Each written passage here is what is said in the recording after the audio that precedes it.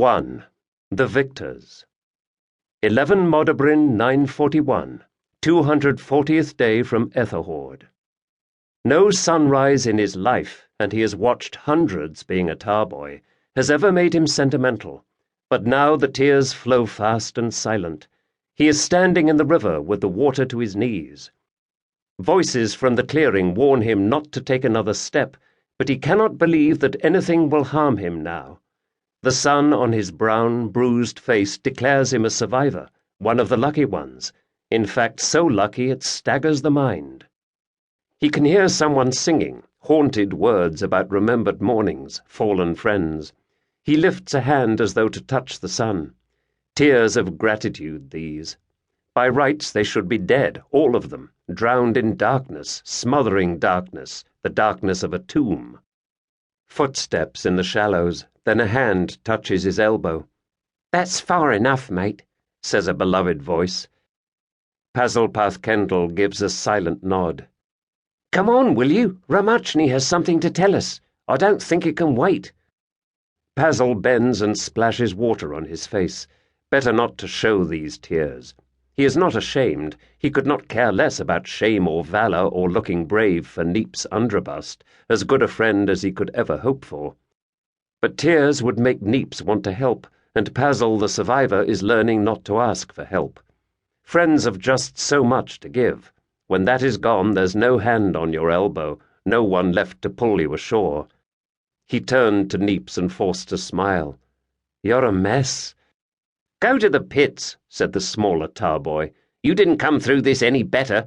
You look like a drowned raccoon." "Wish I felt that good." Neeps glanced down at Pazel's leg. "Redick, it's worse than ever, isn't it?" "The cold water helps," said Pazel, but in fact his leg felt terrible.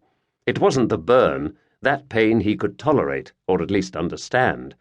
But the incisions from the flame troll's fangs had begun to throb, to itch, and the skin around them was an unhealthy green. "Listen, mate, the fighting's over," said Neeps. "You show that leg to Ramachni. Not in an hour or two, now." "Who's that singing? Balutu?" Neeps sniffed. Pazel's dodge had not escaped him. "Balutu and Lunja both," he said. "A praise song to the daylight, they told us. I think the Dlurmu were all sun-worshippers deep down." "I'm joining them," said Pazel, his smile now sincere. "Rin's truth," said Neeps. "But right now I just wish I could thank the builders of the tower, whoever they were." Pazel looked again at the massive ruin and struggled as before to picture it intact. He could not do it. What he imagined was just too big. The absurdly gradual curve of the wall, the fitted stones large as carriages, the 700-foot fragment jutting into the sky. The tower would have dwarfed the greatest palaces of Arkwal in the northern world, along with everything he had yet seen in the south. And Neeps was right. It was the tower as much as Ramachni's magic or Thasha's brilliance with a sword that had saved their lives. For they were still within the tomb, a living tomb, a tomb made of trees. Days ago, hunting the sorcerer Arunis, they had found themselves standing above it, a crater so vast it would have taken them days to walk around if they had not known that Arunis waited somewhere in its depths. A crater that they at first mistook for an enormous weed-covered lake. But it was no lake. What they had at first taken for the scummed-over surface was in fact a lid of leaves, the huge, flat, rubbery leaves of the infernal forest.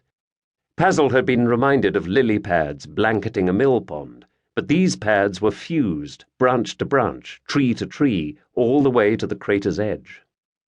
The entire forest lay sealed beneath this skin, beneath 4 such skins as they had found on descending, for there were older leaf layers beneath the topmost, all supported by the straight stony pillars of the trees. Like the decks of a ship, each layer was darker than that above. Below the 4th level their descent had continued for several hundred feet, until at last they reached the forest floor. Not a drop of rain or beam of sunlight could ever touch that floor. It was a hell of darkness they had wandered in. 7 of their party had fallen.